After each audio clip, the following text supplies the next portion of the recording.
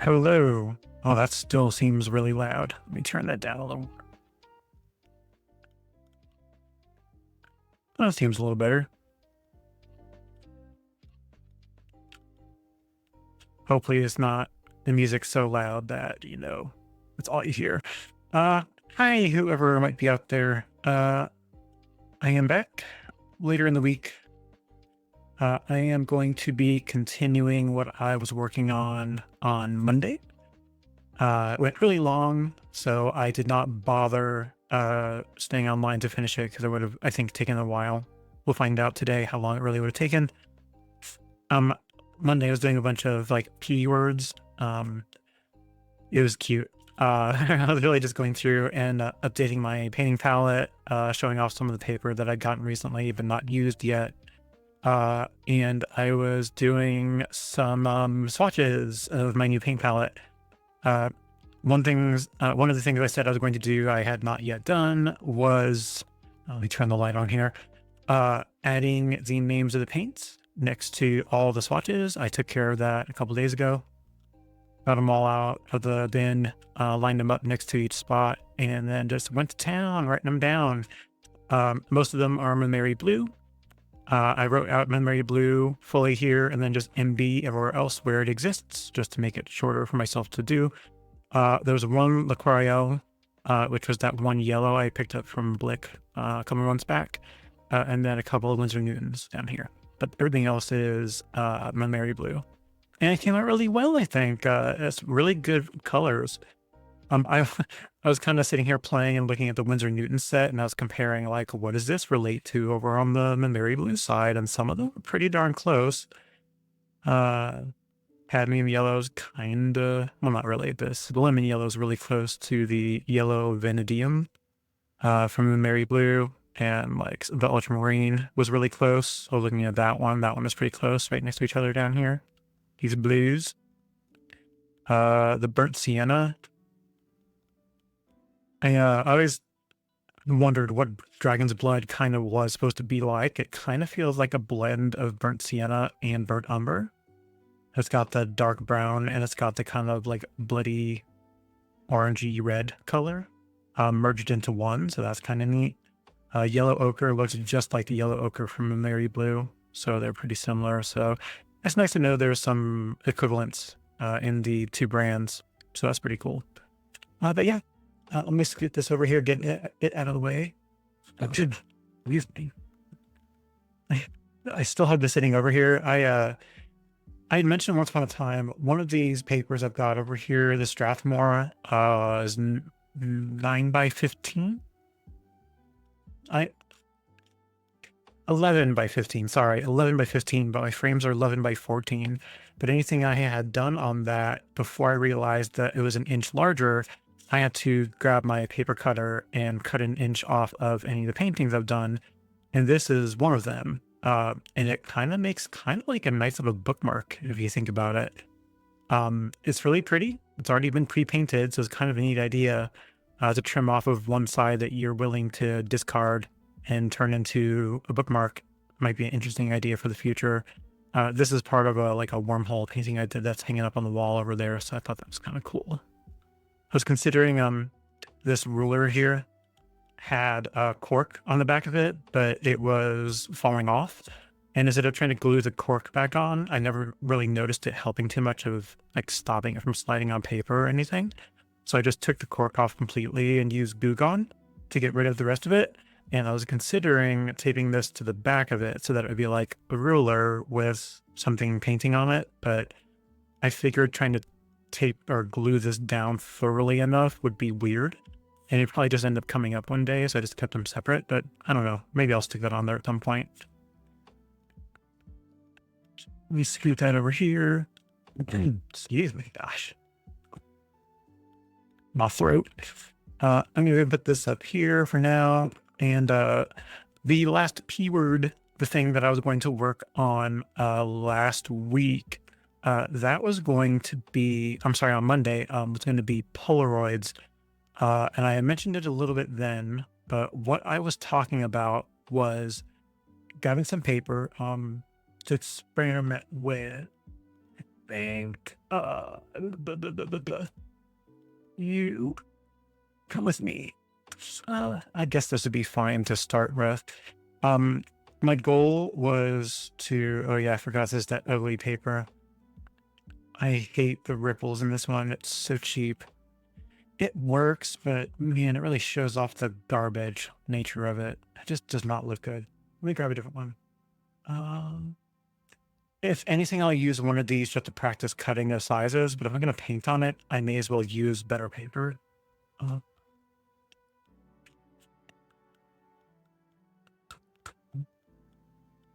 It's cheaper, that one, that one. For you, yeah. Yeah, I guess this will work. Let's grab this guy.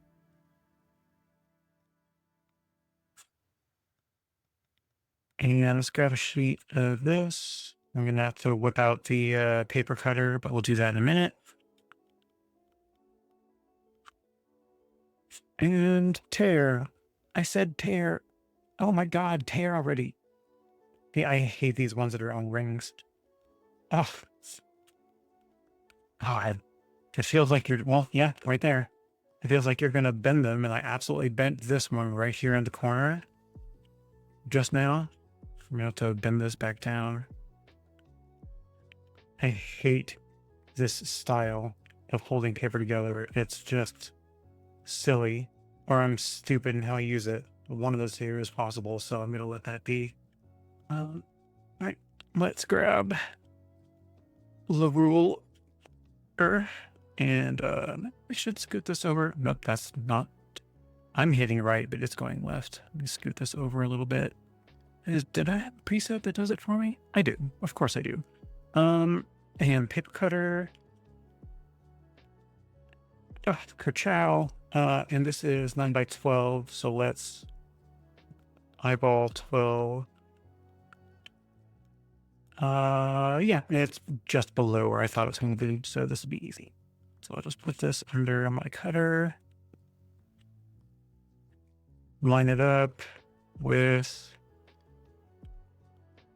about there. Make sure it's even. It is, and right, garbage. I'll take care of that later. Put this up. Whee! Ooh, I'm hitting everything. Awesome. Ooh, that sounded great. Right. Now I've got a sheet of paper. What am I going to do with it? Go to Google, or in this case, Firefox, but it's using Google. So let me scoot my coffee over. I'm in the Golden Girls mug today.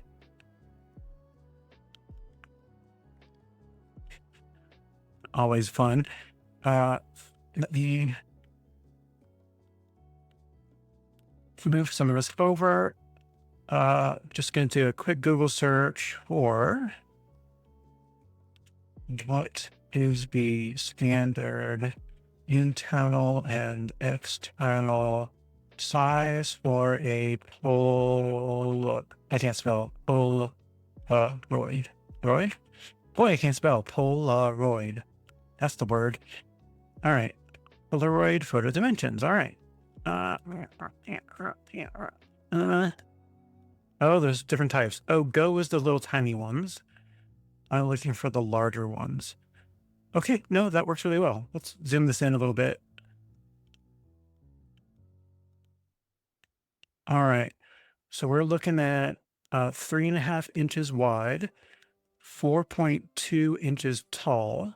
And the internal dimensions that you paint or have the photo in is 3.1 inches across and 3.1 inches down. Okay, so it's totally square in the middle. That's helpful. So I have to figure out equal dimensions on the left and right and top, and then leave all the remaining blank space on the bottom. Let's get started with the larger piece. So 3.5 times 2 is 7. And my paper is 9 by, why am I stupid? 9 by 11? I just used it. 9 by 12. Wow. 9 by 12. So, ooh, that's going to be funky. 9 by 12. Well, I can turn it sideways, I think, and I'll be able to get 3 across and 2 or 3 down. Okay, I have to do math because my brain is stupid. So, yeah, let's do math. Calc.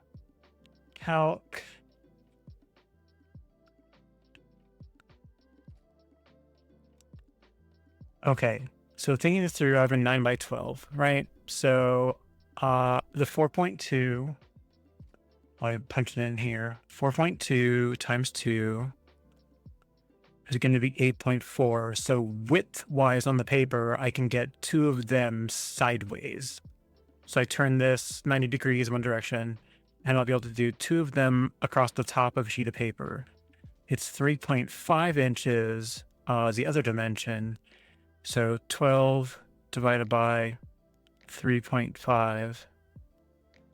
is 3.4. So I'll be able to do 6 on a page, 2 across, 3 down, sideways for the full dimensions.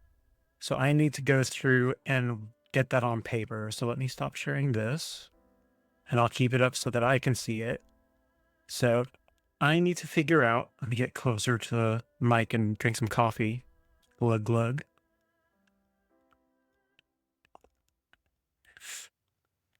Need to get this ruler out. Need to start doing some maths. All right, so what we have is 4.2 across 8.4 total. So let's do both of those. So we've got ourselves, excuse me. Without the paper cutter, I could probably just mark it once and then cut it there. Is it long enough to do that way? On this, maybe? Let's look. Yeah, this size paper will fit in here. But I clearly have to measure it first because I'll just end up destroying it if I do it manually. So, okay. So I've got a 4.2. But that's 4.2 numerically. So how many tick marks are there on this? 1, 2, 3, 4, 5, 6, 7, 8, 16. And 16, so 2 is a fifth. What's a fifth of 16? 3.3, I guess, right? So it'd be like here-ish.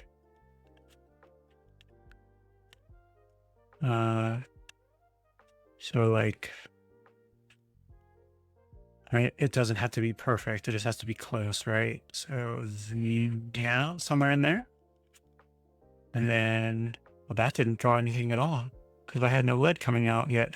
Let's do it again. 4.8. I'll do like a little above 4.3. That did it. And this one is the same thing, 4.3-ish. And as expected, it left a little bit to the side. Cool. All right. And then did I cut this first and then cut the other direction? If I cut that, I have one big strip. And if I cut this one, I'll have one big strip with a little excess. And then I'll turn this way and I'll mark that direction and I'll cut that. Yeah? Or do I cut the 3 and cut it in half and just make my life a little easier that way? I guess it doesn't really matter, does it? I guess it's easier to do than sit here and think all day. So let's grab that. Lift. Okay.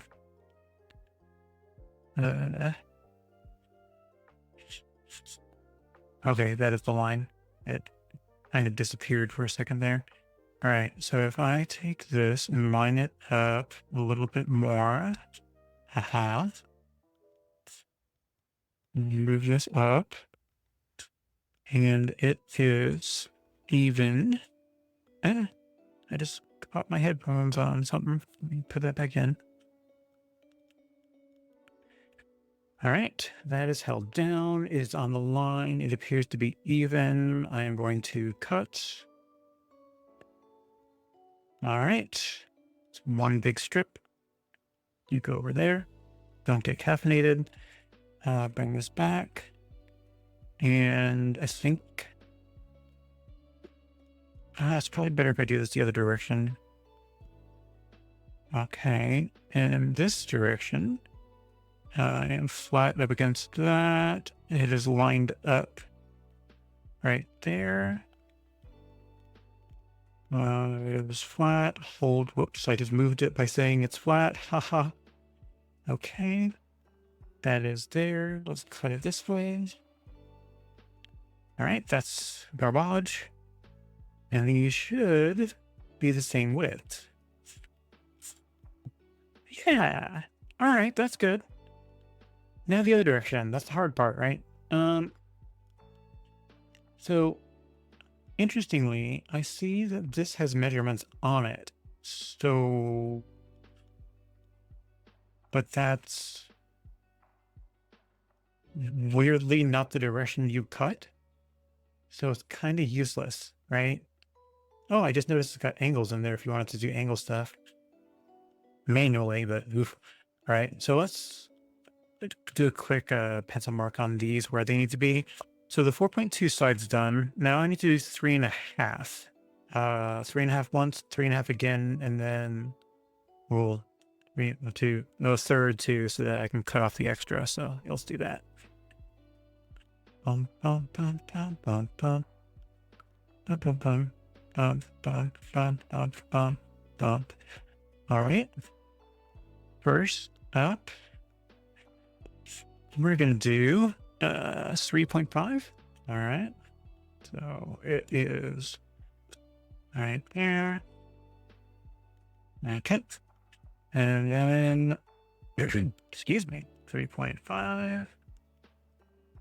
All right. And one last one.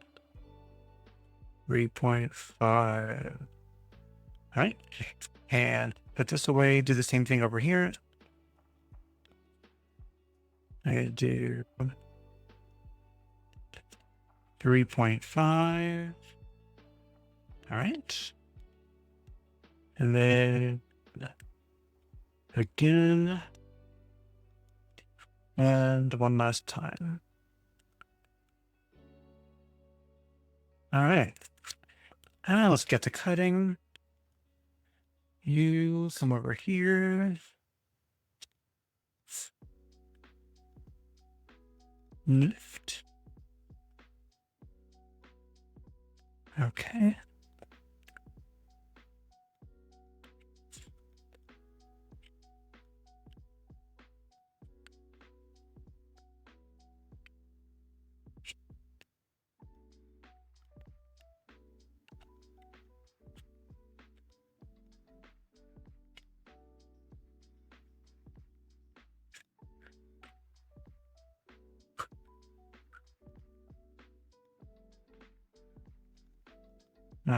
So that's 3 of them. Let's get rid of the scrap.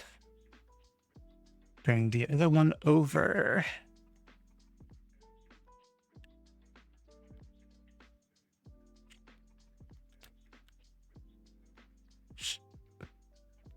All right. Good. Okay. And one last one.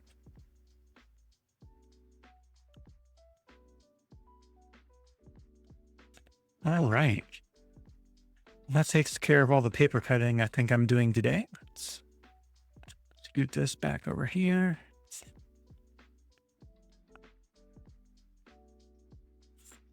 Okay, and let me offload the scrap over here with the little hanging chad bit from this. I'll take care of those later.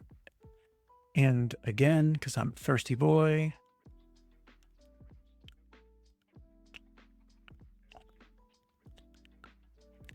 Okay.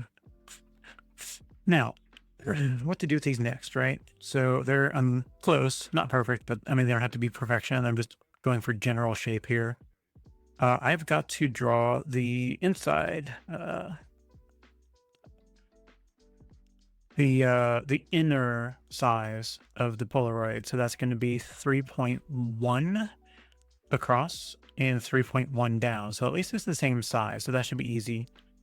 But I have to center it in the middle of the sheet. So considering it's supposed to be 3.5 across and I'm doing 3.1, I should do 0.2, but that's base 10, right? And inches, because they're stupid, are base 16, which makes no sense because whoever decided that. So I need to make it work. I think based on the visuals of it, 3.1, a tenth of 16 would be 1.6, 1.5 practically. So if I did, what, 1.5 tick marks over? Is that right? It seems kind of lame. I don't think it's that narrow. That doesn't seem right. 3.1. Oh, because it actually is double that. Because I need to add 0.2. So I need to do 3 tick mark, basically. A little over 3. All right. 0.2. I did 4.2 earlier and I added 3 and a little over. So, or was it 2 and a little over? You know, I'm just going to eyeball it. So first thing I need is a measurement from the top.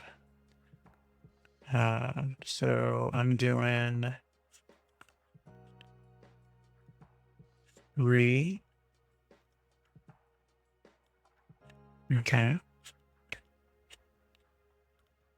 And if I do, is that too narrow? That feels kind of too narrow. I think I might do a little more than that to make it look right. You know, I said I was going to. I'm just going to wing it.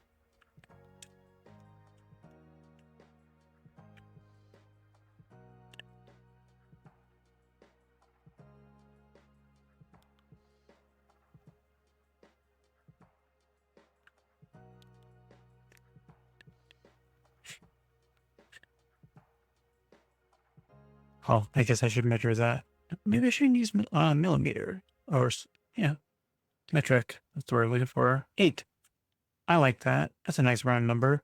And across would be 9. I mean, I should have just looked at metric. That would have been way easier to do the math.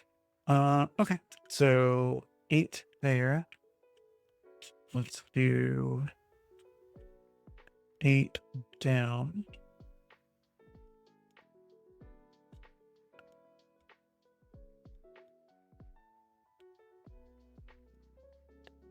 Okay. And then 8 down again.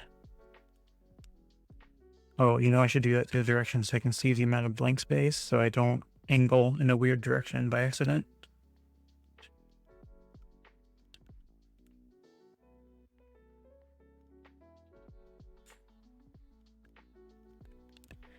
Okay. And then yep, the bottom of that looks good.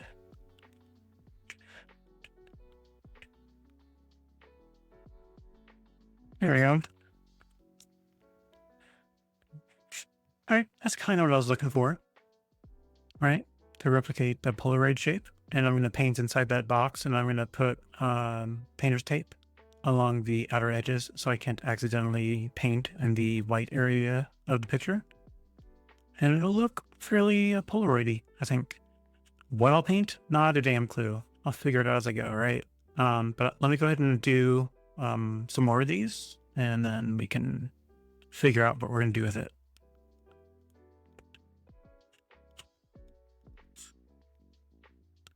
Someday, if I end up doing a lot of these, I'll make a template or something, and then I can just go bang, bang, bang, bang, just 4 big lines and be done with it. But that's not now. Okay. So, you know, I'm going to do better without my glasses on. So let me scoot that over there. It's here, something. Nope. Okay.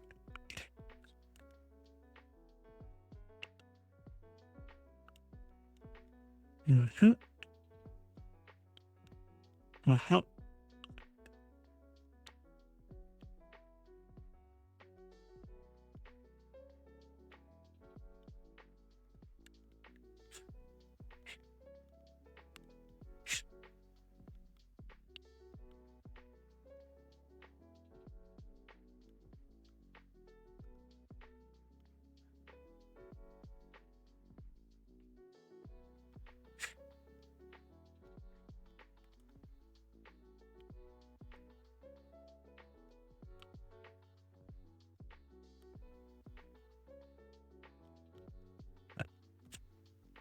Okay.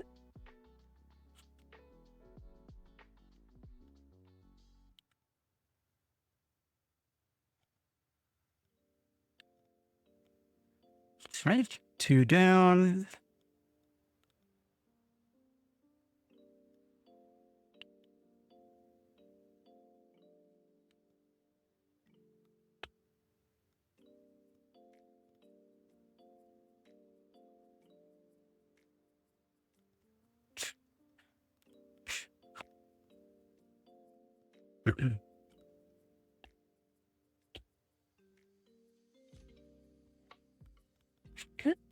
We get back here.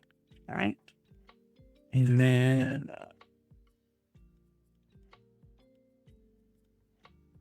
8.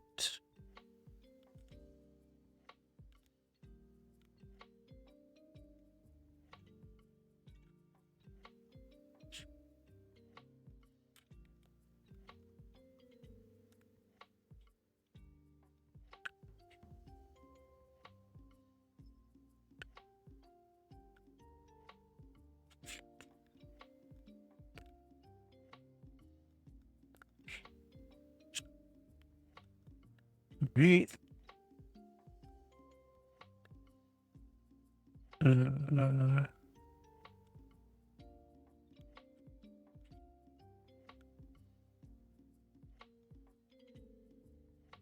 So it weirdly feels a tiny bit narrower.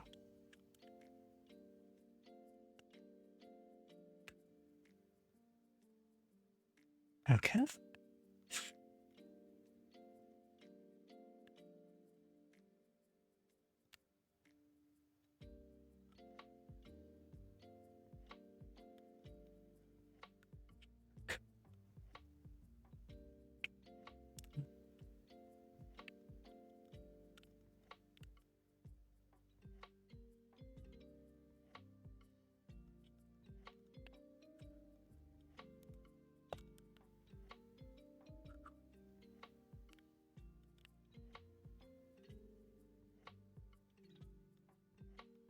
Okay. Clearly, more than I'm going to do today, but I figured I may as well go ahead and draw this on there now.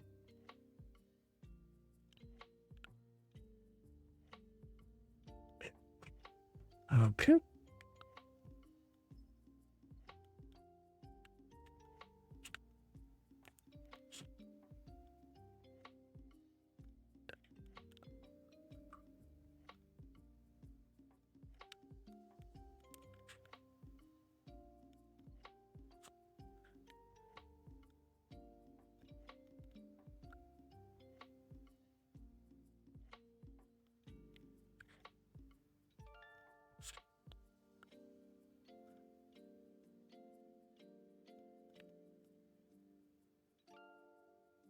Okay, I went into that way off, but again, not going for perfection.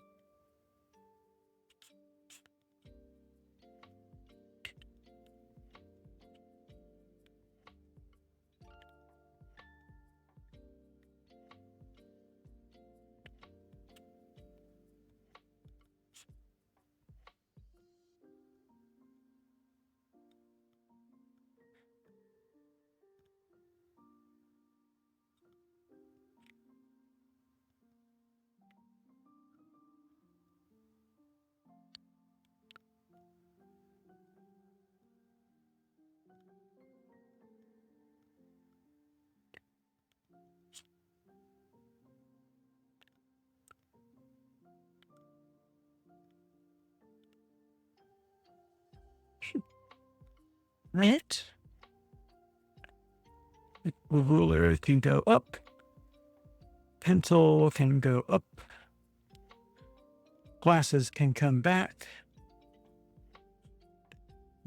I can see again, sort of. All right. So now I have many Polaroids in Potentia. So now what? Right? Well, here's the thing. I kind of don't want to use my little clipboard anymore because taping to it and then painting on it pulls away all of the material that the board is made out of. And my only other option right now is to tape things to this giant cutting board. So I think that's what I'm going to have to take out. Loads of fun, let me tell you. So let me spit this over here.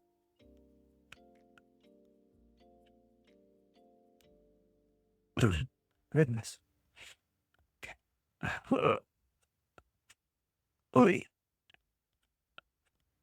I think it's kind of better the other way. Can I do it this direction? Well, here, I've painted on it on the other side. Let me do that. See what I mean? How this thing is just kind of a monstrosity. Woof. And I can do it this way, but it's weird to sit here like this. But I'm gonna make it happen because I'd like to open up more space to the side here when I'm painting on this darn thing. Okay.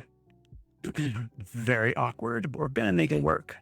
Okay, so we got our little Polaroid pieces. I got my palette. This is my palette that I worked on Monday. Everything has thoroughly dried. So now everything in all of the wells is perfectly dry and ready to go. I realized the only thing I didn't really add anything to was my indigo. There's enough in there to go for a while, but I'll top it off before too long. I've got plenty of it backup indigo now, so I should be good. So, yeah. Oh, you know what? I am missing some paper towels. I'm going to take my headphones off, spray this down with some water really quick, and then, yep. Paper towels, man.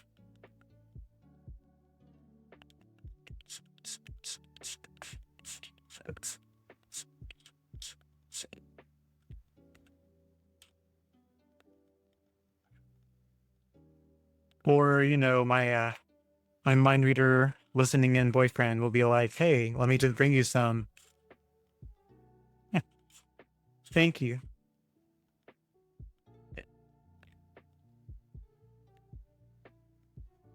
I took care of that.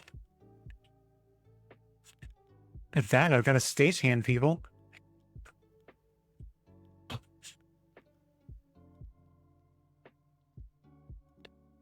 And the lovely Vanna White.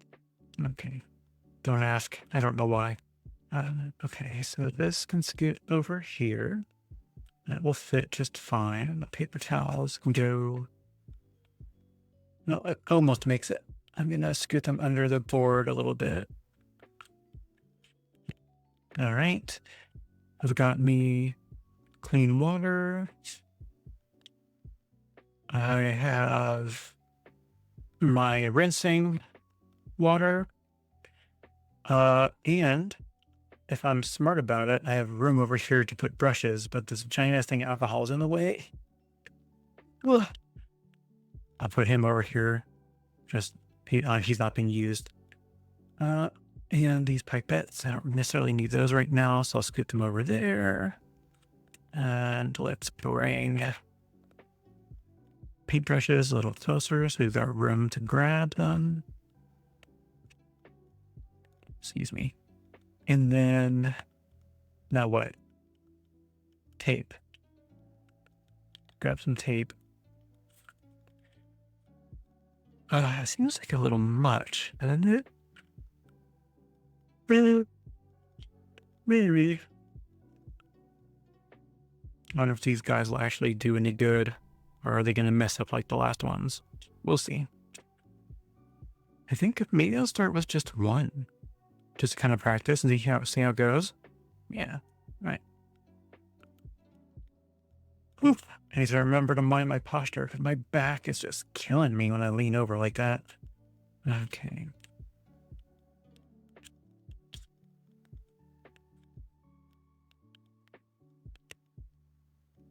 Yep, gotta take the glasses off again so I can look closely.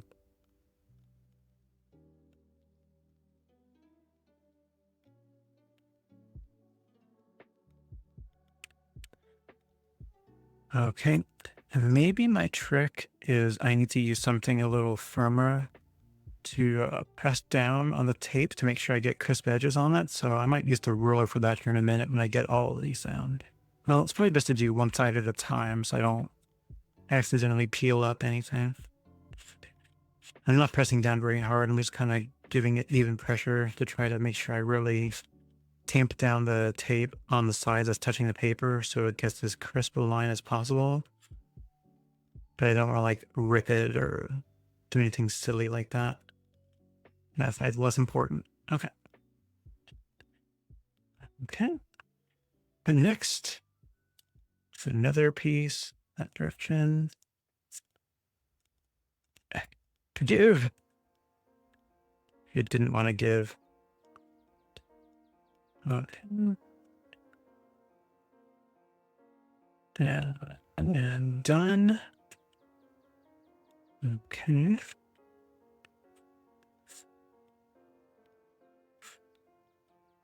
Oh, I wonder when the next episode of Severance comes out. I think I saw last week that it came out on Thursday, even though it said Friday. I'll have to check if it's available when I'm done. I know what we're watching tonight. Gotta get caught up. Barely got introduced to it like a week or so ago, and we binged the hell out of it. So must be good if you binge it, right? Okay. And you can go there, and you can go there. Yeah, good. So this is lining up really nicely, as long as it holds down like it should. We'll see. I just have to give it a little bit more persuasion to stick and not come up when I'm painting on it. Might be a little harder on this if I go edge to edge with painting anything, because the thinner the amount that's held down, if the paper curls, there's less holding it down, I found, and it wants to pop up and ruin your good time. So we'll see how it goes. And I'm going to do big paper tape. Wow, painter's tape. Wow, words on this side. Blue tape. Hey, comment. I hear you clicking around over here. All right. Blah. All right. And it's not really held down on the side, but I kind of don't think it needs to be. As long as it's held down on the other three sides on the edges here, I think it'll be fine.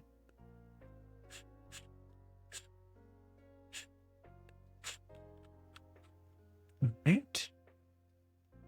Well, it appears to be held down. Let's see how well it holds up underwater. Well, I guess the question becomes, what the heck do I want to paint? So I've kind of been putting it off. I didn't think it through. What do I want to paint today? Gosh, I don't know. Just kind of random feeling. It's a very random day. I didn't feel like planning anything. So I knew I was going to pick up with Polaroids. And then from there, I was like, whatever, right? So the question is, what? It could be anything. Let me scoot it down so you can see it a little better and maybe zoom in, because this is a very tiny little guy.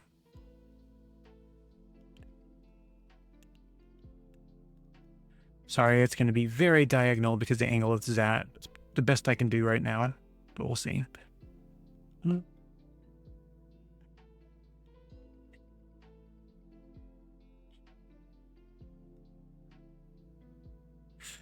Hang on one sec.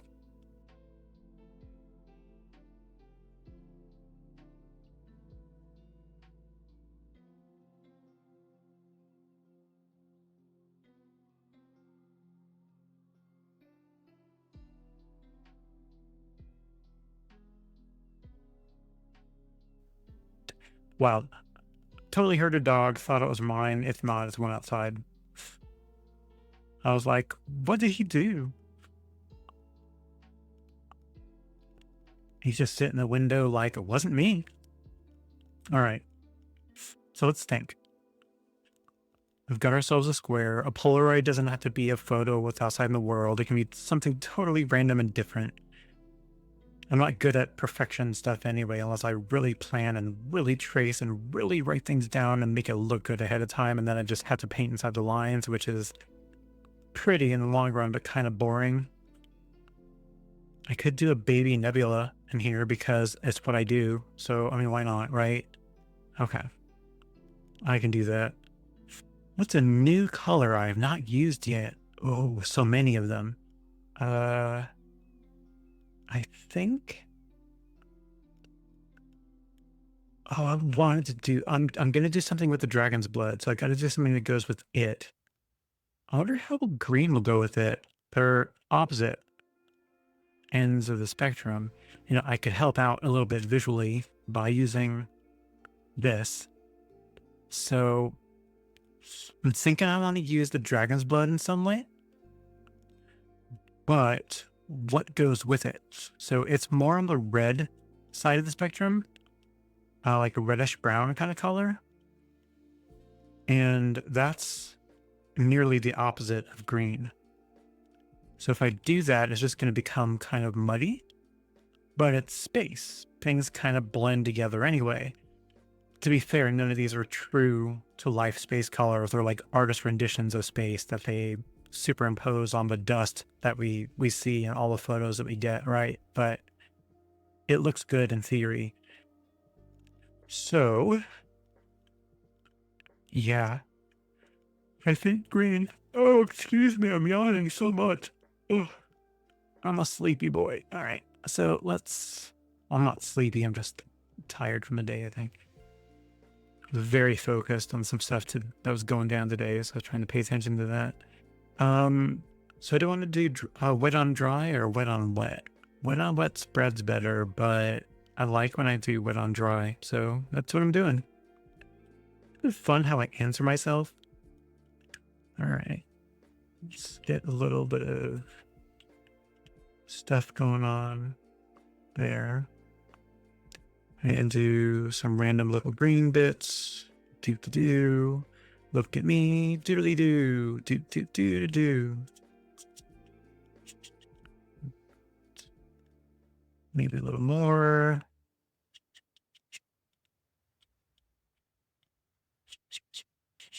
Okay.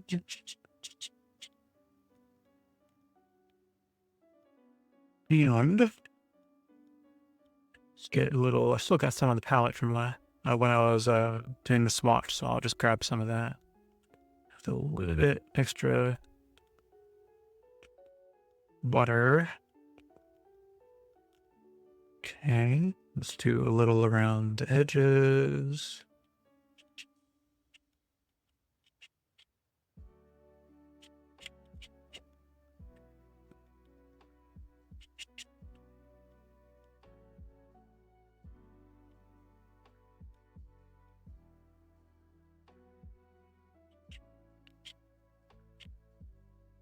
Well, that green dried so fast that this didn't have a chance to blend.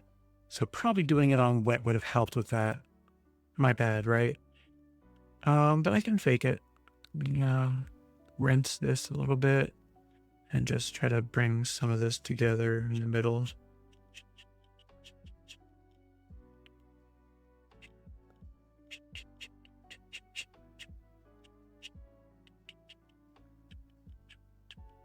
Especially since it's going to be going over the top of it. I don't think it's really going to hurt it too terribly.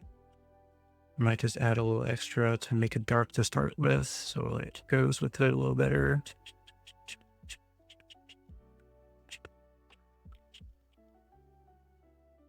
Let's hit that green a little more.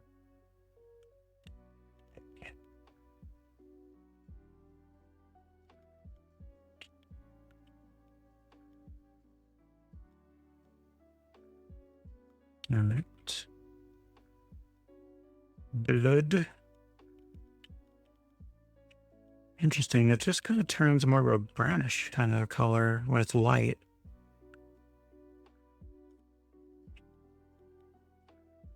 Just grab some on the brush. Some right from the pan. Oh wow, what a difference it is when it's actually like right from the pan and not the already watered down stuff from last time.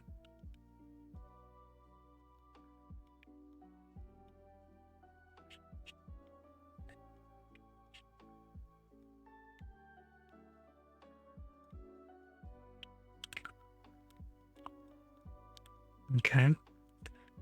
Let's get some of my boy indigo.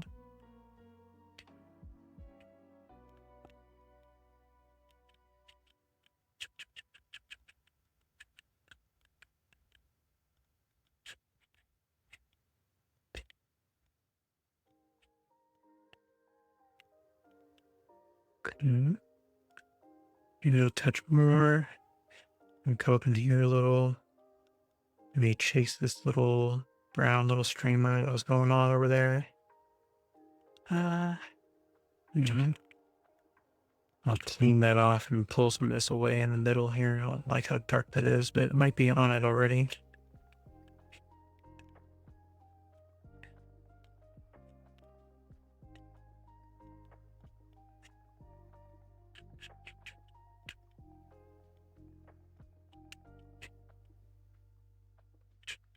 Okay,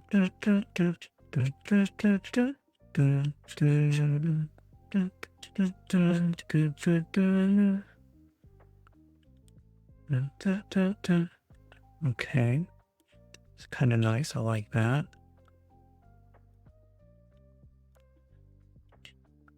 Yeah.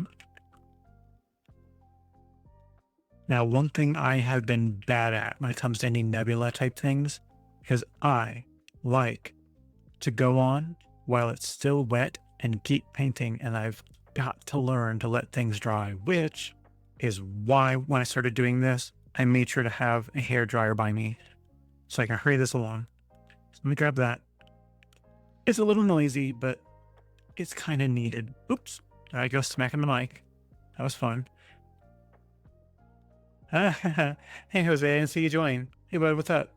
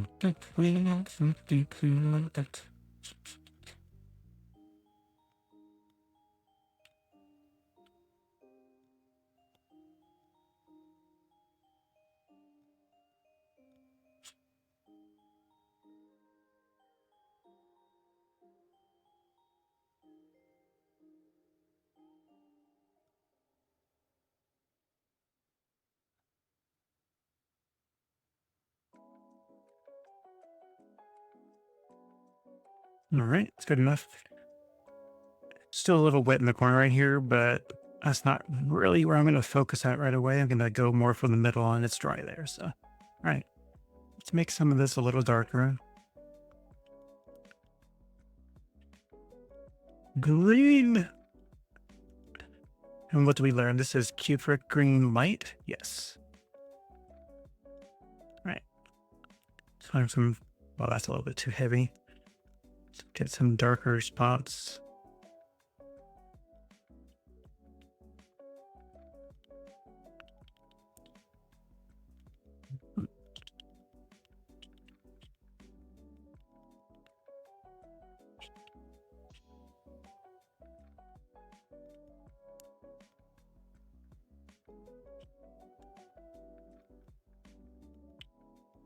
All right. And back for that really pretty one that we're going back to. Dragon's blood.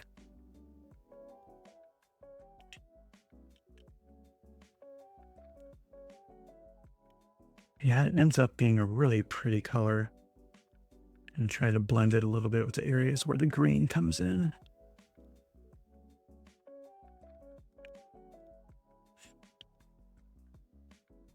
Does it look good? I don't know. Do I know what I'm doing? Hell no. Am I having fun? Yeah. Even if it doesn't end up looking like perfect. I mean, I'm not perfect. None of this is going to look perfect. Catch me 5 years from now and maybe it'll be closer to perfect, but for now, I'm just happy with it coming out at all. Spread this out a little bit.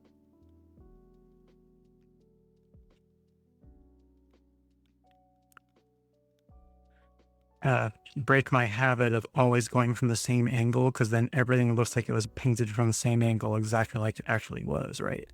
So I gotta try to come at things from different perspectives sometimes.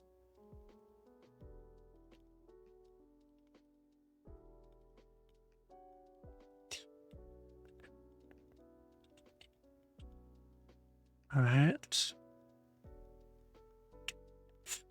Go for a little more indigo.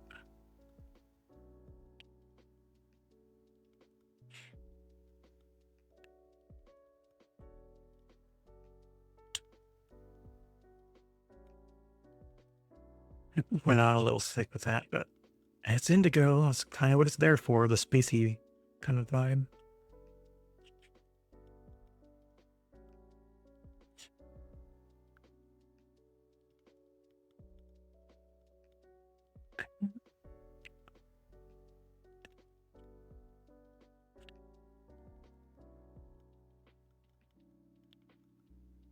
And same dealio.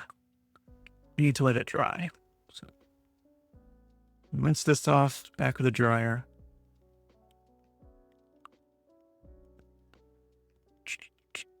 Down here you are.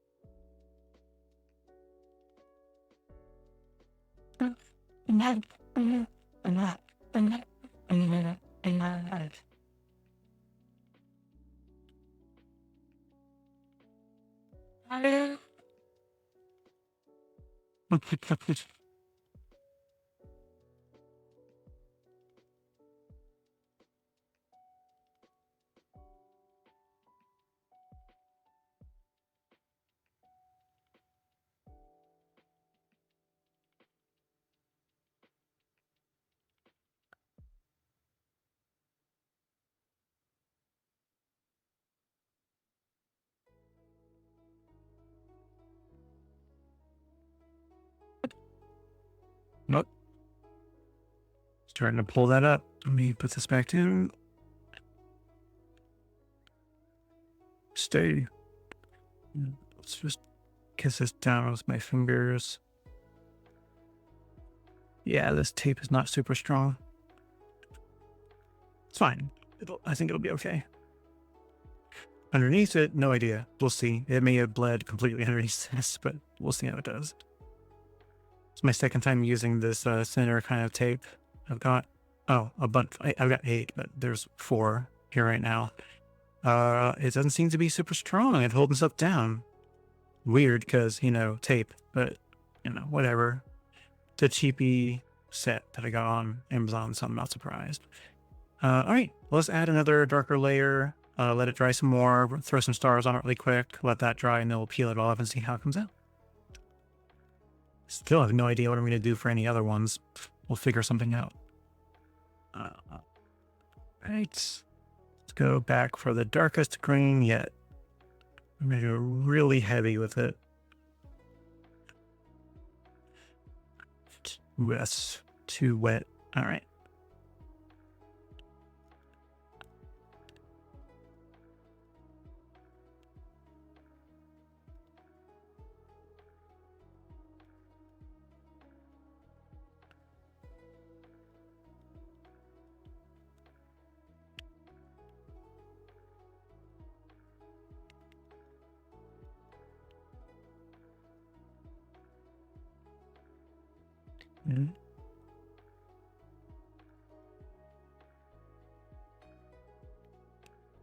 I'm doing that thing again where I'm going from just one direction and it looks like it.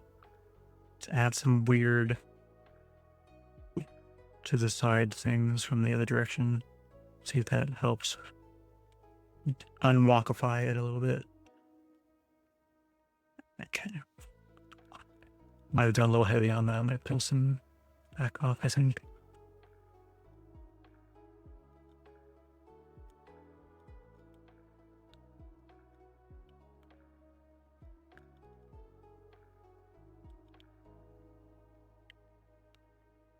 Nice though, it adds a little different texture to it, and you blot a little tiny bit of it.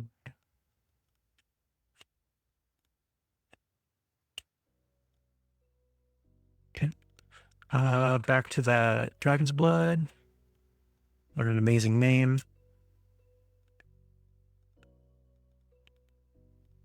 And this one's got more room, so I think we're going to be a little heavier handed with this.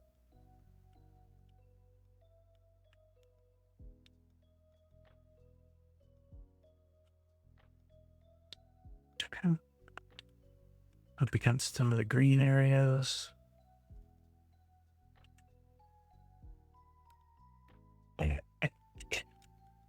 Maybe do a little, oh, I actually kind of like that. Let's push it straight down a little bit and get some funky looking little textures going on.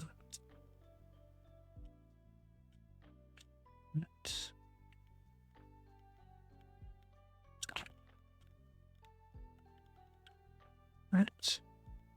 Back to my best bud indigo. Try to get a little drier with that.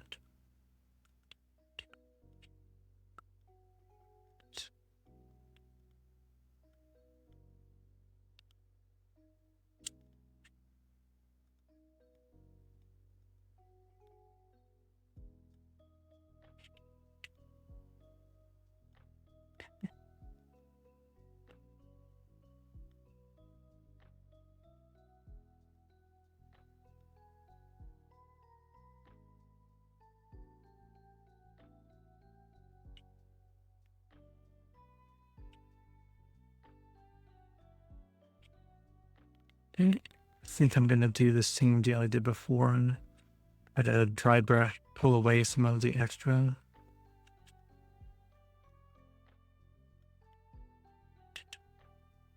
Okay.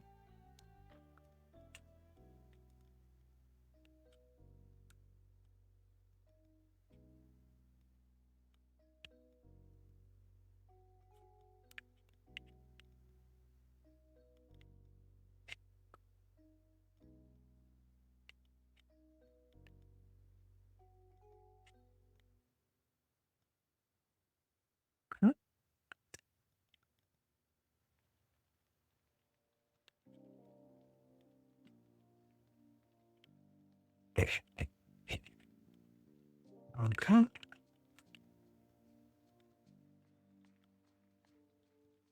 I think I'm going to call this little baby boy wacky and almost done. Often do really tiny, little tiny guys like this, but it was a thought to give it a shot. Let's see. I need the dryer.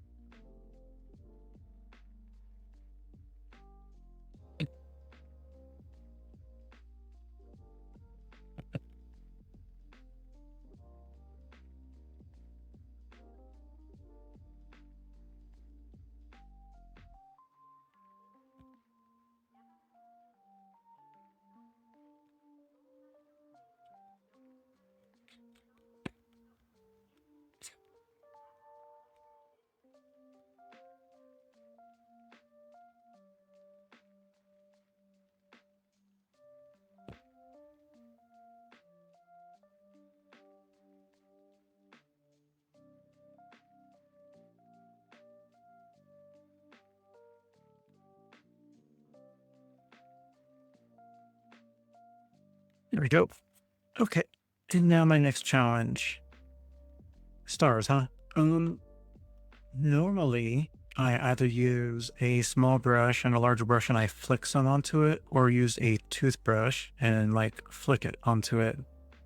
The toothbrush method for a small thing like this is probably going to make a bit of a mess. Maybe. So I think I'll use the brush method. My next problem is, what am I going to use for white paint? Didn't think this through.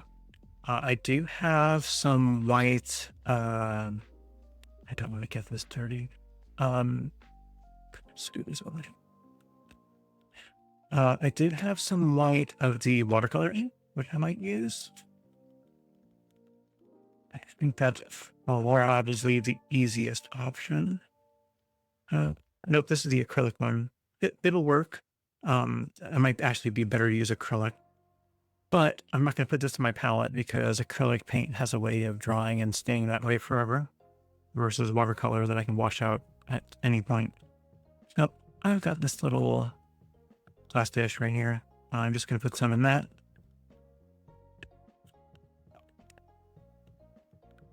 Shaky, shaky, shaky.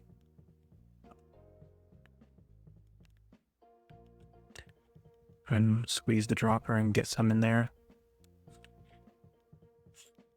Oh, man, the downside of these things, they dry, shut, and they are so hard to open back up again. Okay. Watch, I'm gonna get some all over myself, I'm sure. Ah, there we go. Just gotta crack the seal on it. Did I get some green over here someplace? Probably.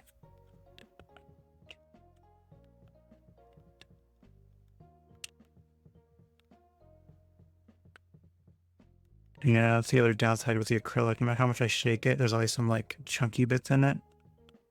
It's not very attractive. Whatever. Gets the job done. Close that up. Put him over here. Get my little baby brush. And you know what? I don't think I want to do this with my good brush. Let me find some cheaper, don't care about brush. That's round and small. Yeah, it'll work. Yeah, sure. Let's mix this up since I have that little chunky bit in there.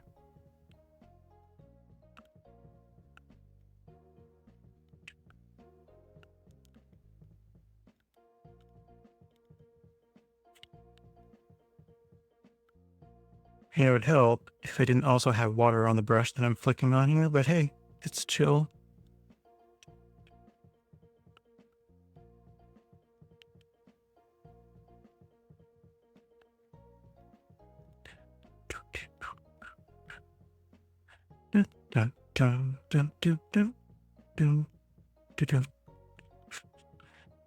I'm sure it's out of sync, but I like singing along with the little music that I like. The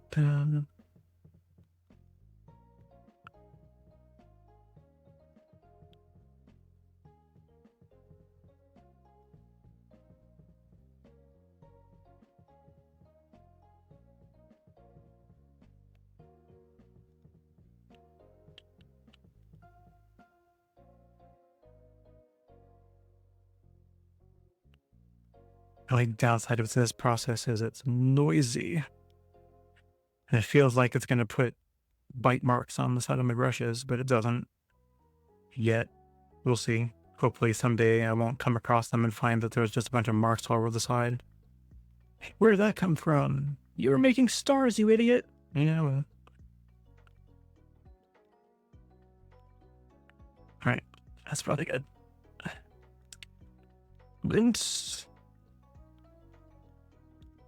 Yeah, see, I mean, just doing this method got it all over the place. I'll have to wet this down and get rid of it really quick. Yep, that's clean. Your turn.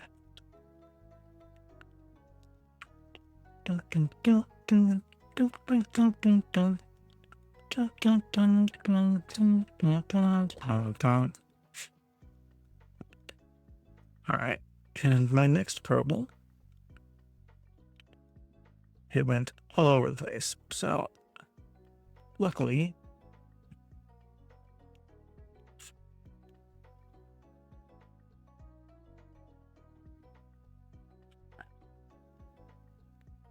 paper towels right here.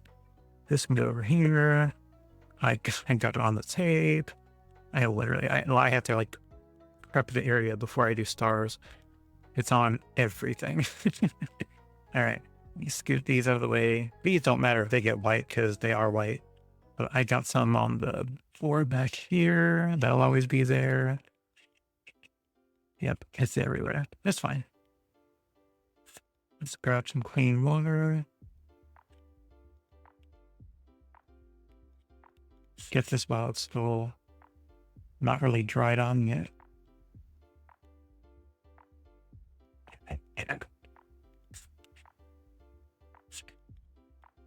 Right.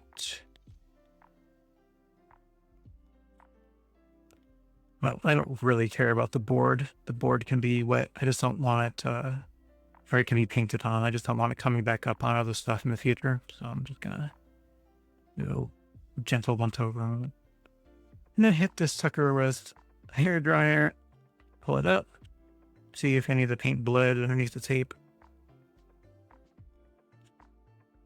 Right. Dryer. Oh, you saw.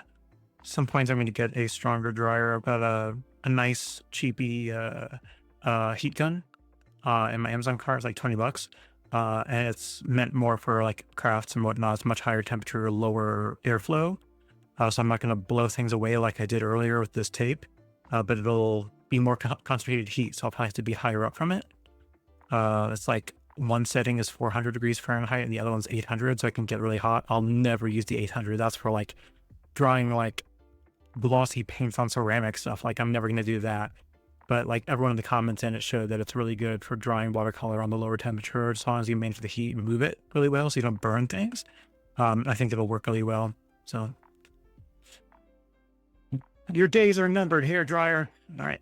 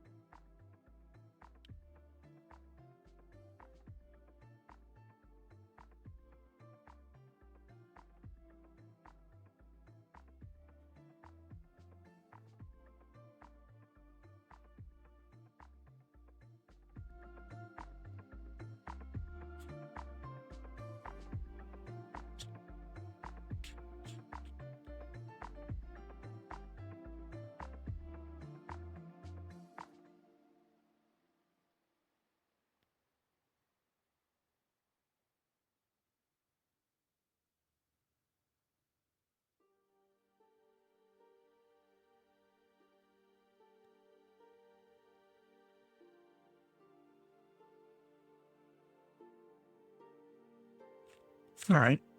That is mostly done, but I want to move along to something else that I don't know because I'm winging it today. I still have no idea what that's going to be, but I still need to clear the area from it. Some of these are a little darker, or heavier, and they might still be wet, but I'm just going to pull it up and look at it and just not touch those white spots directly because it's probably wet underneath them. But let's see if any of this bled. I'm sure the blue side is fine because this tape I use all the time. This is the actual like Scott blue, Scott? Hang on. Scotch. Wow. Scotch blue painter's tape. And it always works really well and stuff.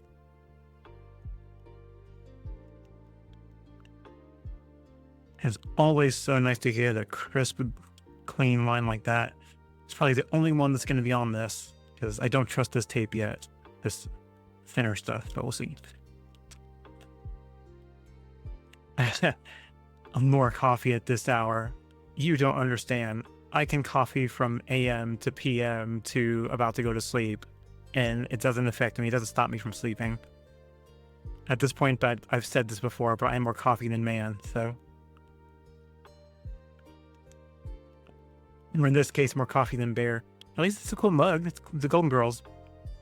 It's cold at this point, but this is a color changing mug, and it shows like sayings underneath each character.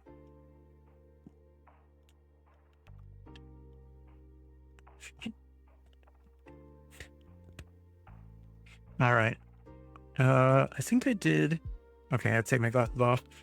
The left side. Yeah.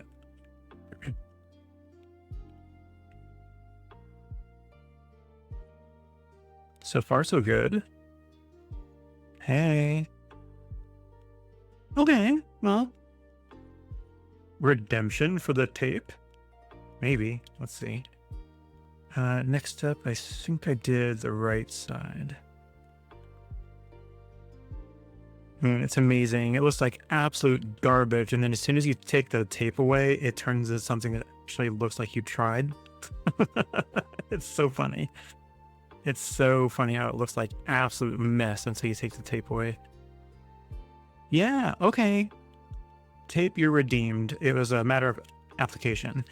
So I don't think you were here this time. Yes, thank you for being a friend. Golden Girls, man. Can't be gay without knowing Golden Girls. Yeah, so the tape was an application thing. This time I made sure when I put the tape down, sorry, let me turn the music down a little. Yeah, this time when I put the tape down, I made sure to use my ruler, my metal ruler over there, and I gently rubbed along the top edge of the tape to make sure that it was really adhering properly to the paper and not leaving any gaps for water to get underneath. The last thing I did, right here actually. Yep. Yes. Yes. It's from like last week. There's that com badge I did. It's so funny. I realized I got the com badge that you, Jose, actually got me. Sitting at my work desk over there. I could have just used it as a reference. Instead, I had a picture. That was genius of me. But this is where I used some of that thinner, lighter tape for the in-between bits on this one. And it bled like crazy, but some of it might be because I didn't press it down firmly enough along the edges to make sure it stayed crisp when I pulled it up. Some of it may be because I was literally going from one section, wetting it down, then drying it. It was buckling the paper in and around itself because the first one looked pretty good. It was pretty sharp all the way around it. Then by the time I moved to the next section and wet it down, I didn't try re-adhering the tape, so it ended up, I don't know if you can see it at all, but you can see where on the edges of it that it went underneath all the way across there. So I was worried this thinner tape wasn't going to work too well, but no, it seems fine on this Polaroid. So let's put this stuff back up. Oh, there's still salt on this one. Yes, there it goes. Right, let's put that up. Yeah, I'm kind of happy with the little Polaroid guy. That worked out really well. Let me bring the light over so you can see it a little better.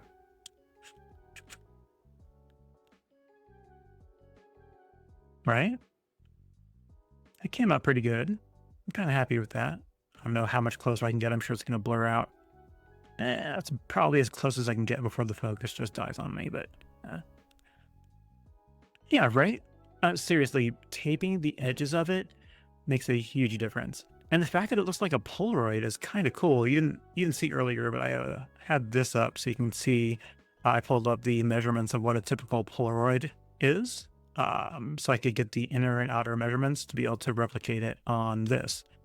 And I used that in a ruler and patience and a pencil to just kind of trace out a frame.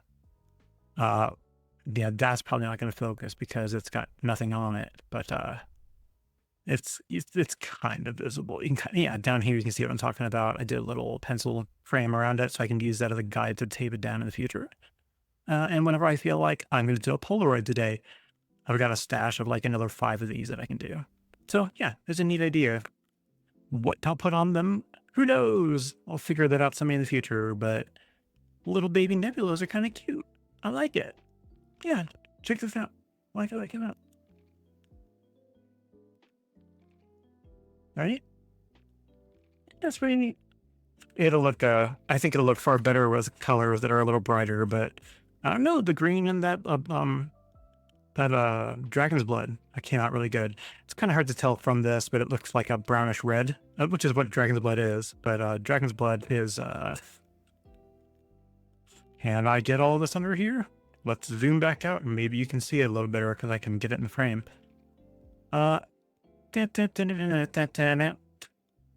This guy is Dragon's Blood, and it's kind of hard to tell on camera, but in person, it starts like really, really dark. Like Kind of like if you ever had like a cherry Coke or like a cherry Dr. Pepper and like you've left it out and it's dehydrated a little bit and you can see like the syrup instead of just being like a brownish color, there's like that hit of red underneath it. It looks like that way over here on this far end. And then as it fades, it starts turning a really pretty like burnt sienna kind of color or a burnt umber, and then fades pretty nicely. But it's called Dragon's Blood. Uh, and it comes out really good.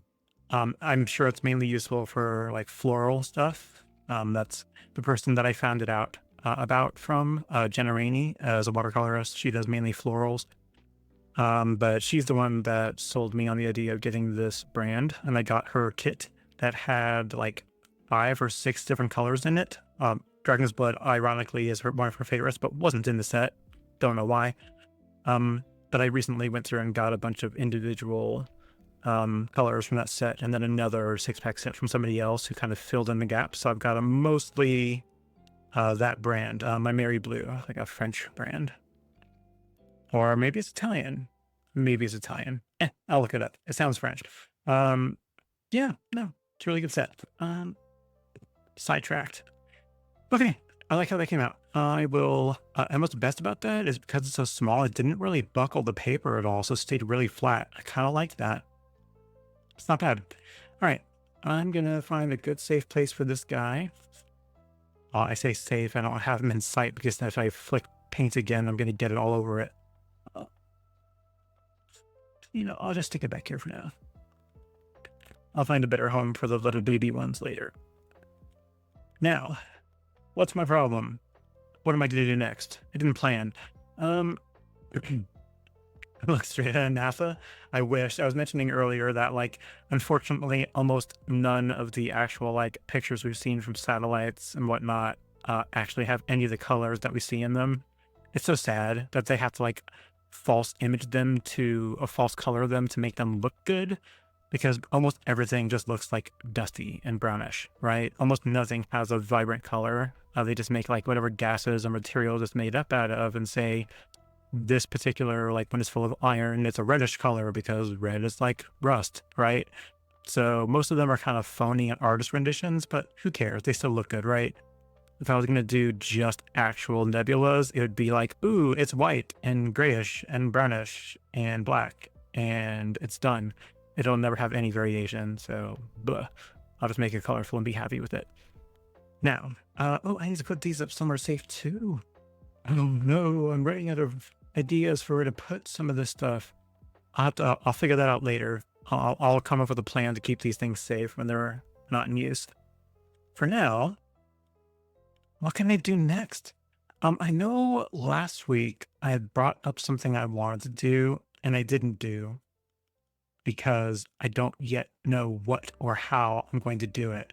I was doing a stream where I was talking about sci-fi stuff, and that's the one where I ended up doing the Star Trek, like, trifecta of just doing like a warp nacelle and the badge and all that.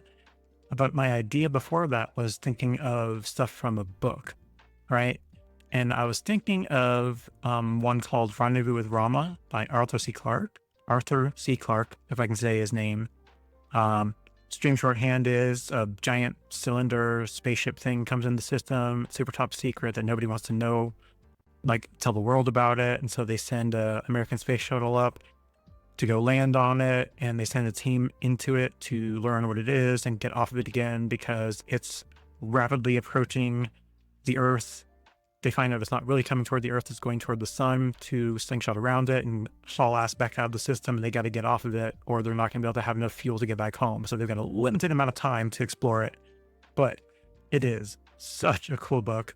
How they explain the interior is amazing, but complicated. And I don't think I could do any of it justice without proper planning and truly like getting a full sheet of paper, finding images, putting it underneath with my tracing dummy light box. Wow, forgetting the name of things. I've got a light box back here that I use for tracing that I could put under and get certain shapes down.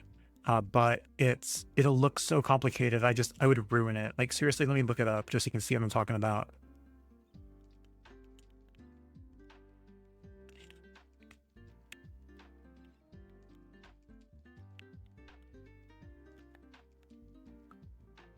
I spelled it wrong, but that's okay. Yeah. So there's like pictures of the inside. There's some people's artwork for the top of the books and ebooks.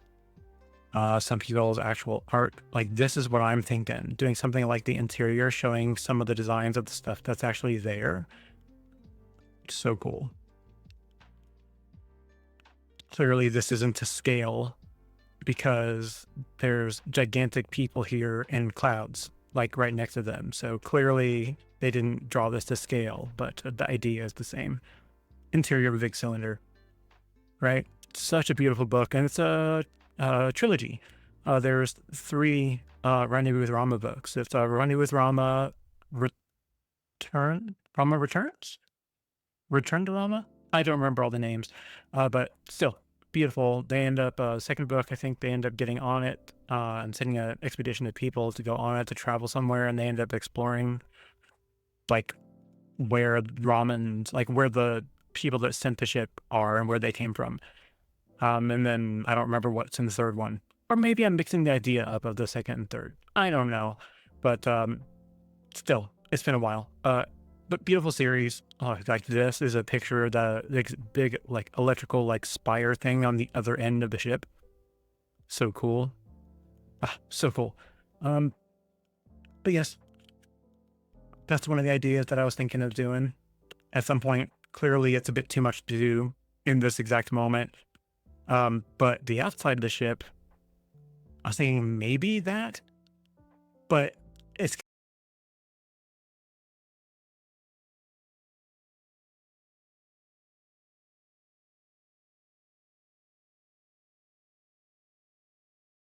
it said it dropped. Oh, it did again.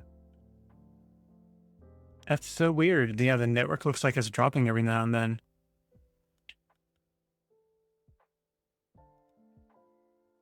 Thankfully, I put the stream protection on, so hopefully the stream didn't drop. Jose, you still out there, buddy?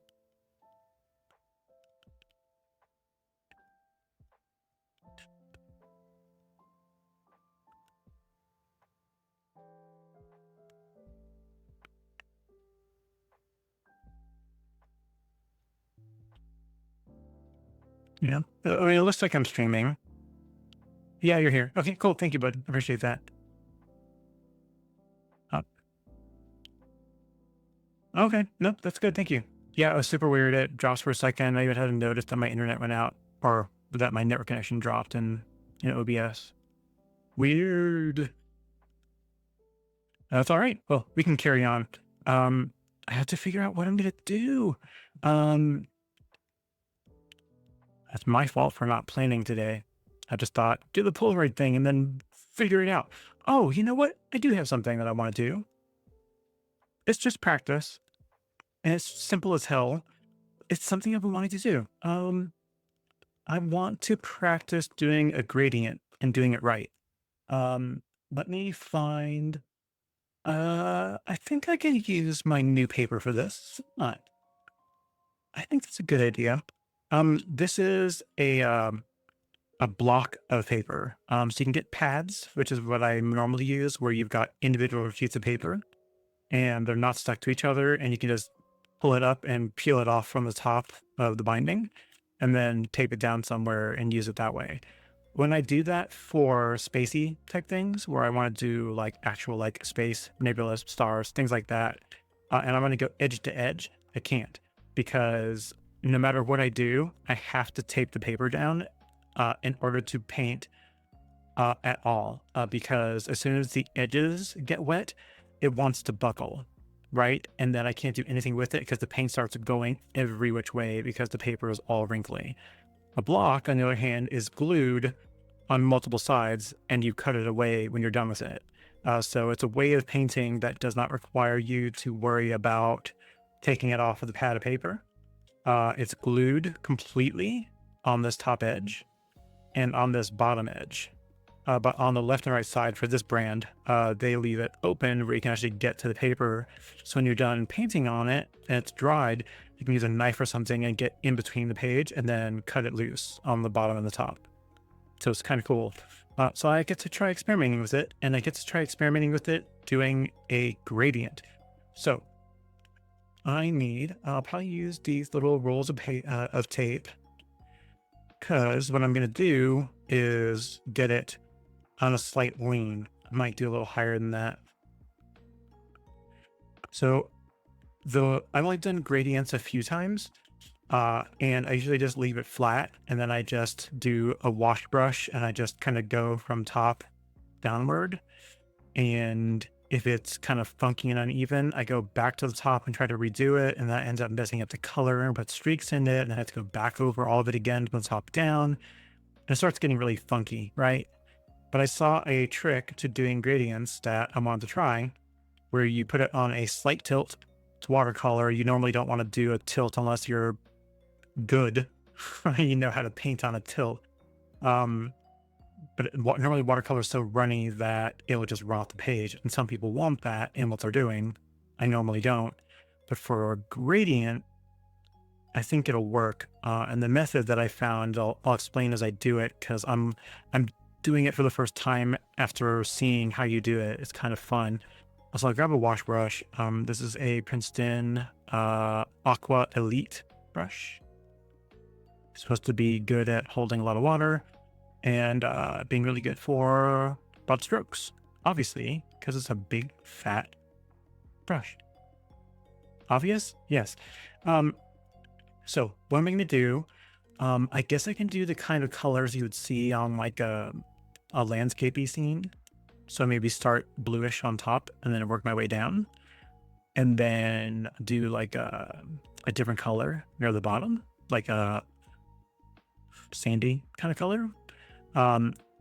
And I'll explain the trick, assuming it works right for me as I'm doing it. Let me see. Do I need to zoom in for this so you can see it? And go that way, and go that way. And I think I can go a little bit further so you can see the palette while I'm working on it. Did you focus, buddy? Focus. Yes? Yeah, there we go. All right. Let's grab some water. What color am I going to do? I think I wanted to try this new turquoise green. It's not quite sky colored, but I don't care. It looks good. It might be good for like a ocean kind of sky. Turquoise is under green gold, this guy. Okay.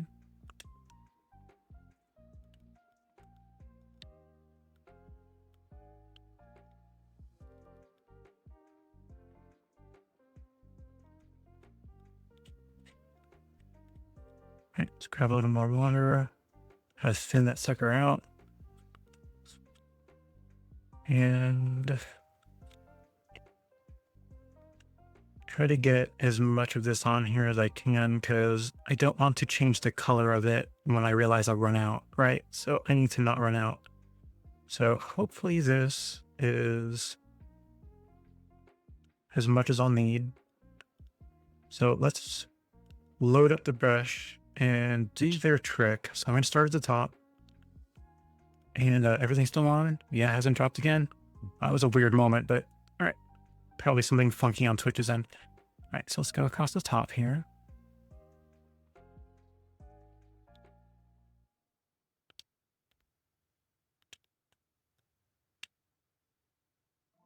Okay, I think I need a little more on there.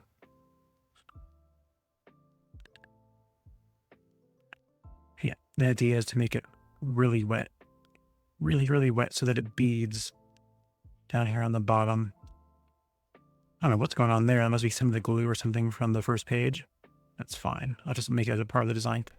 And I'm going to go grab some more.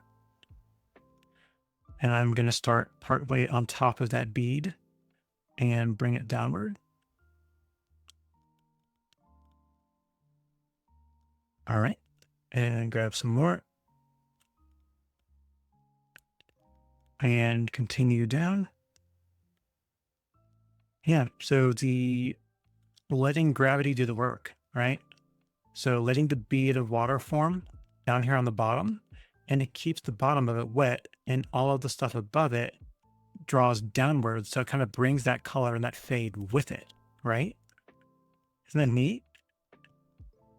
So you really only have to go over it one time,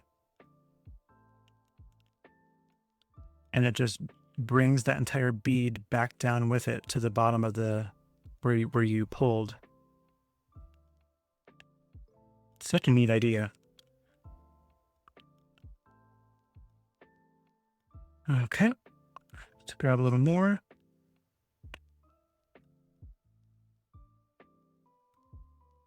I think it's wet enough to do one more.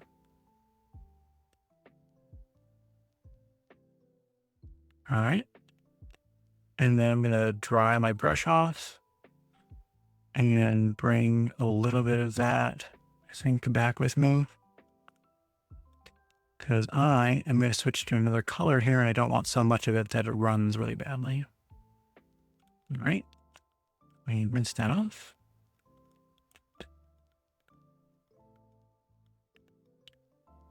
Yeah. Autofocus keeps freaking out. Does it? Okay.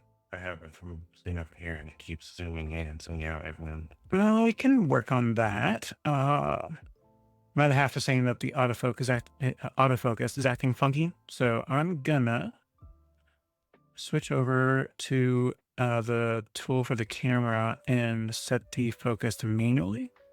Let me, I think it's actually already kind of there. Let me move it. It's because autofocus stayed on. There we go. That goes one way, that goes the other. I think around there, you seem to be pretty solid.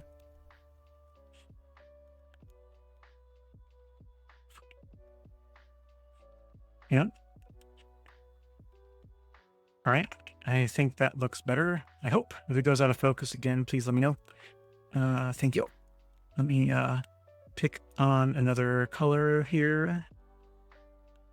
I think I'm going to do some yellow ochre. It's kind of sandy.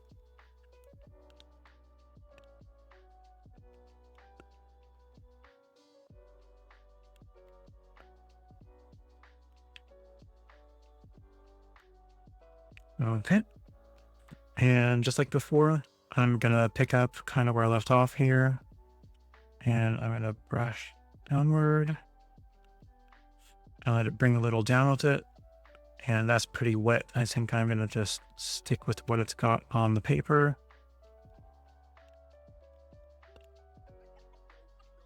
Okay. Yep, that definitely needed more pigment in that one. Yeah, there we go. All right, and a little more sandiness down here. What am I going to do with this afterward? Not a damn clue. All right, and just dab a little bit of that off. Yeah, it's not bad. I think it's, yeah, it's not bad. To whip out the dryer and dry this off a little bit.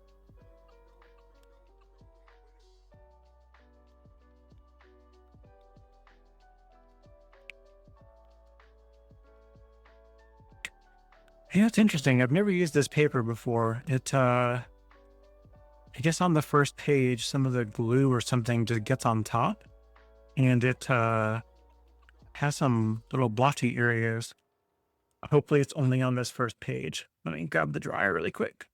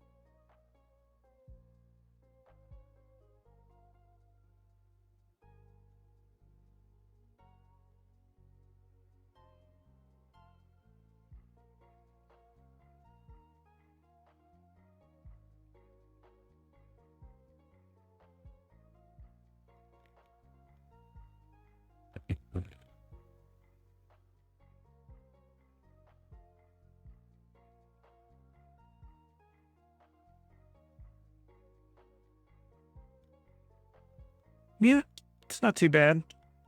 Clearly, for a first try, it leaves a little tiny bit to be desired. I've got some horizontal lines in it, but it's not too terrible. And this weird spot on top where the water just like said, I abhor thee. And it's like, let me get away from that. But I suppose that can be a sun here in a minute, assuming I continue this today. Um, and then down here, it did the same thing. Water kind of stayed away from this spot, and this spot. Very peculiar. So, yeah, still not bad. I like it. I see some of the paint down there. All right. I don't need to have it on an angle anymore. Let's put this stuff away. And let's switch back to a brush that I can actually use. And I have no idea what I'm going to do. I could try to throw some wavy stuff in there, but I've never been good at waves. Clearly, I need to practice it. Where did I put my other brush at? Oh, rolled over here. All right. Yep. Got a little bit of stardust on it. It's fine. They're not going to stay perfectly clean forever. And not, nor should they be, I suppose. Let me bring it down a little bit. All right. And let me bring my light back down a little too. I think it's a touch too far away. There we go. Oh, let's get it out of frame. All right. What am I going to do? Oh, making landscapes has never been something I've been fond of doing. Not that I've been painting forever, just a few times I've tried, it never comes out well. So I have to figure out what kind of landscape I want. Now, one thing I've done, I know I said like a beach kind of thing, and I could still do that. But one thing I did like doing the one time I tried it was doing like a mountainy kind of like bringing mountains faded in the background and bring them darker as they come in the foreground. I don't know how it would work with this, if it would work, but I mean, the painting's what you make of it, right? So let me grab a big brush and I'm just gonna throw caution to the wind like I usually do and just try some stuff. So I'm gonna start with, actually, I think the same color I was doing the sky, but I think I'll add a little extra to make it darker, and that was this turquoise. Yes, turquoise green. Grab a little extra of it, make it a little darker.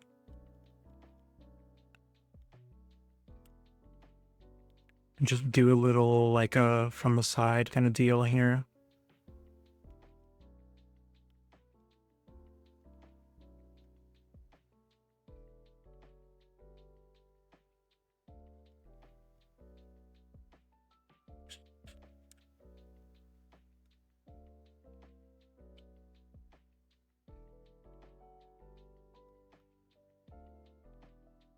Okay. And grab another, bring it in from over here.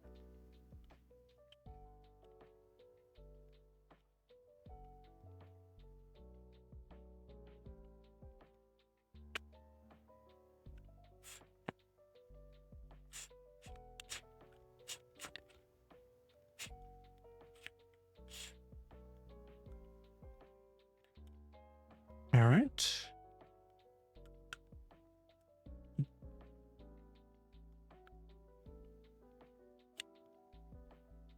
Let's dry that off really quick. I better keep the hairdryer close because I think I remember from last time I had to do this a lot.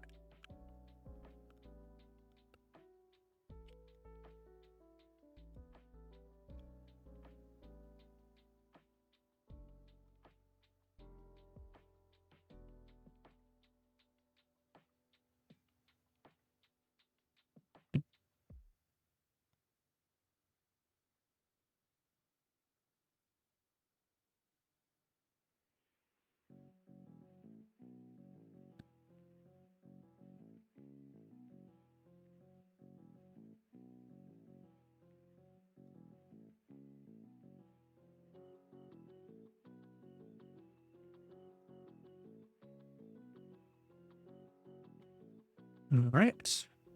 Gonna keep the hair dryer nearby. Gonna stick it over here for the moment. Let's go in that same color, make it a little bit darker.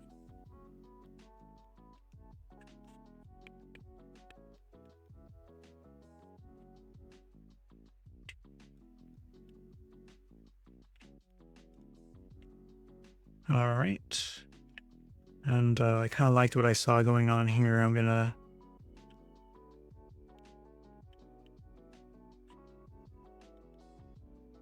just bring it down this way a little.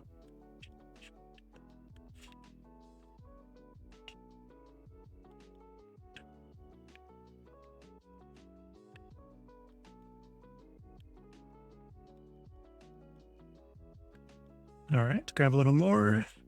I'm gonna go in from this side. Whoop, no, that's gonna be a part of it. And then go on this way. And meet him down here.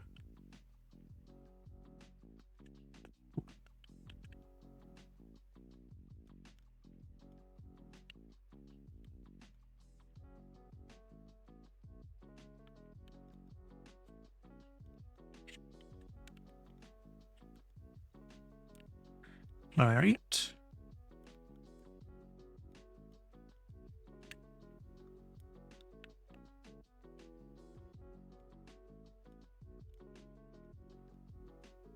Same deal. I'm gonna hit it with the dryer. Good.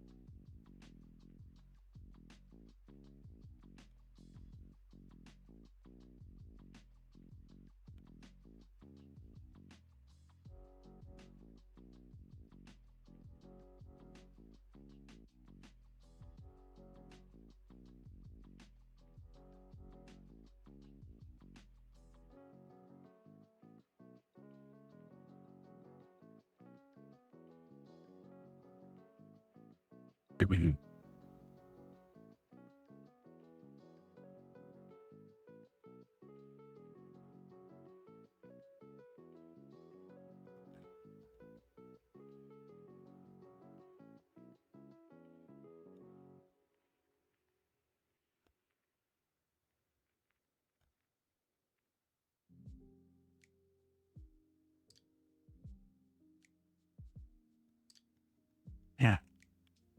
A heat gun will be welcome. That last little dot there did not want to dry. All right.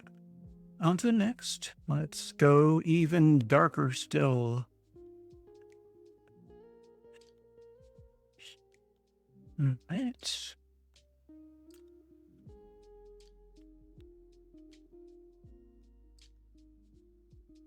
All right.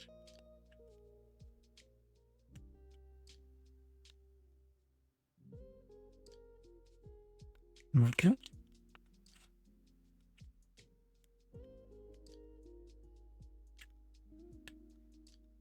Right. Grab some more. Let's go in. Right.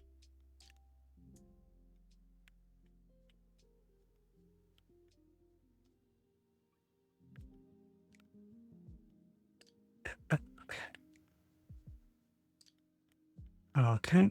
And I'm gonna let that dry. And I'm gonna do one, perhaps. Really kind of shallow.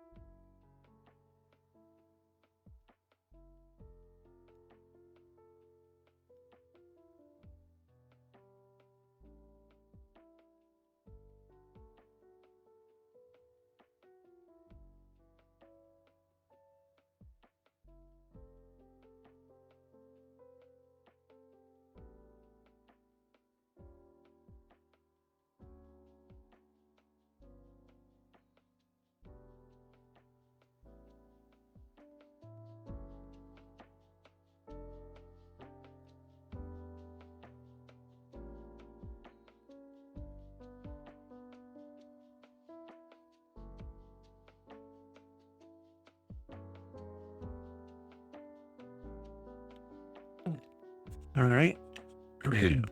Now, I think we need to do one more, but only on the right side.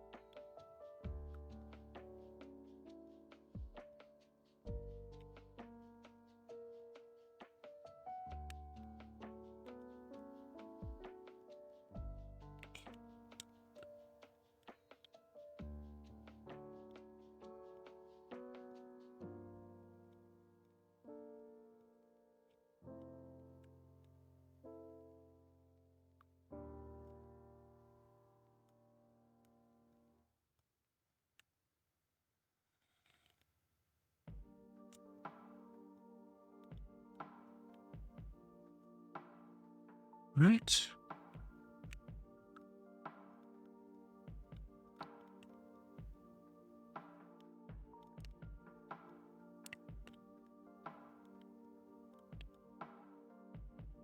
I think while this is still wet, let me grab brush I was going to use earlier and grab a little bit of this same dark color.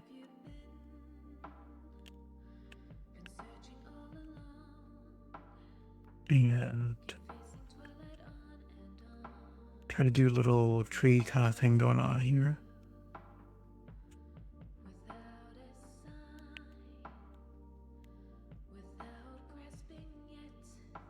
Maybe not anything too obvious. Some vertical lines. Maybe make it look like there's a hint of what a tree line might look like. Ha ha ha.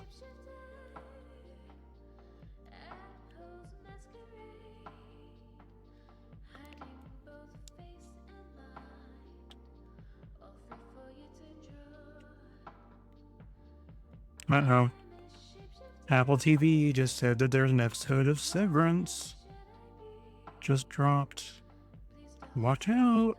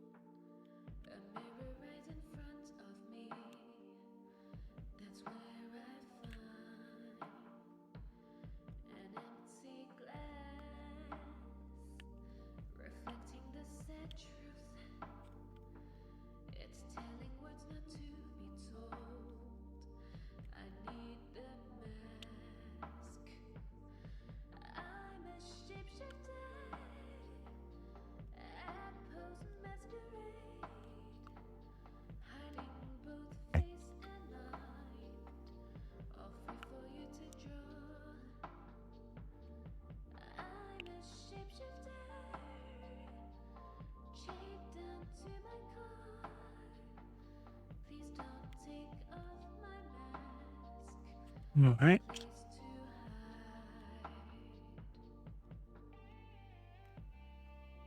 No idea what to put on the bottom there.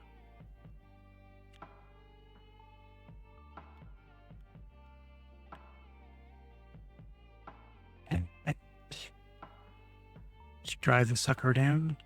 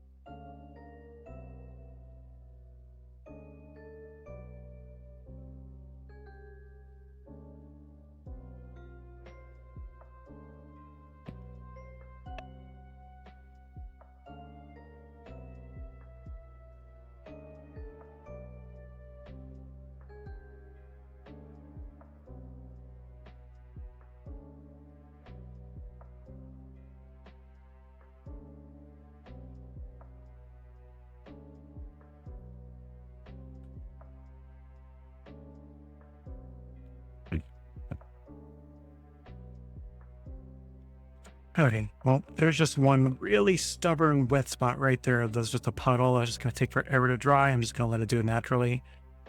The bottom area. Oh, what am I going to do here?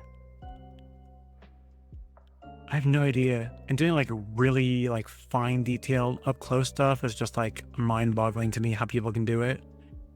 Anything I do down here is going to come up funky. I know it. So what is that going to be? I just don't know. I might have to come back to this one and figure out what I'm going to do there. And figure out how I'm going to do the sky. Get a little sun up here, maybe put some clouds, or just leave this whole area neutral like it is. And just let the kind of faded, kind of misty look stick around. Which is probably what I'm going to do. But that just, it means what is this going to be, right? I have no idea yet.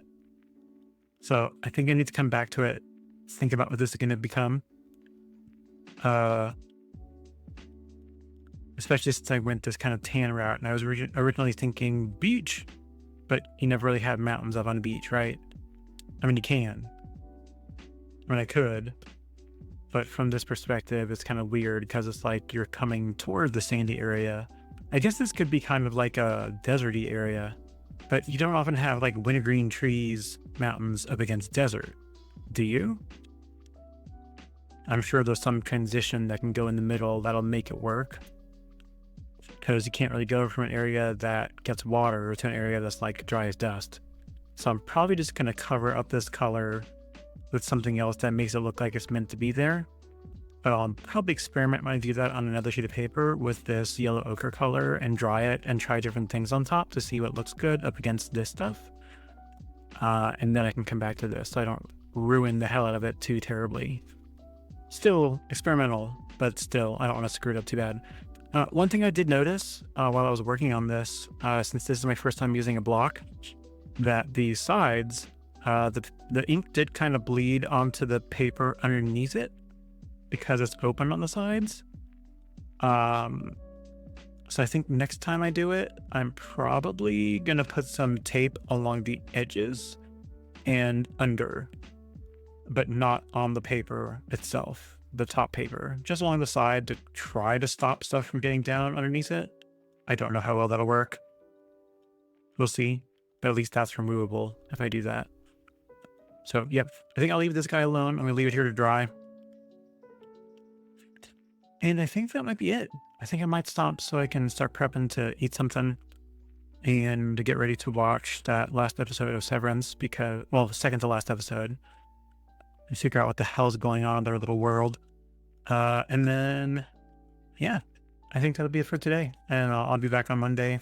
I'll figure out something good to do from there. I've got a lot of ideas written down. I'll probably just pick from something I've already thought about instead of winging it, because winging it goes so well. And I did have an idea as well at some point to take, like, the ideas that I really want to do, I'll just leave them to decide when to do them, and I'll plan those out better. But I want to come up with a bunch of little ideas of stuff that I don't necessarily either want to do, but need to do, just to force my hand into doing practice on stuff that I have no current business doing, whatever that might be, like doing spheres and figuring out shadows and doing all the important artsy stuff that you're supposed to figure out by a certain point or be trained on. And I'm thinking I'm going to take all of those and try to put them on like a wheel or something, and then just on a day when I'm feeling random like that, part of my punishment for not planning is choosing something random that I don't necessarily want to do, but I have to do. And then maybe it'll inspire me to do something else that day. We'll see. But I think it's a good idea when I'm stuck like that and spinning my wheels to have something that forces me to do something. I was like, I don't really want to, but I'm going to do anyway, right? So yeah, I think I'll work on that. Regardless, Jose, buddy, if you're still out there, thank you all so much for coming. Anyone else, thank you for coming. And yeah, you guys all have an absolutely great day. Peace. Bye. Bye-bye. Bye-bye. Goodbye. Bye-bye. See ya. Enjoy the music on the way out. Bye-bye.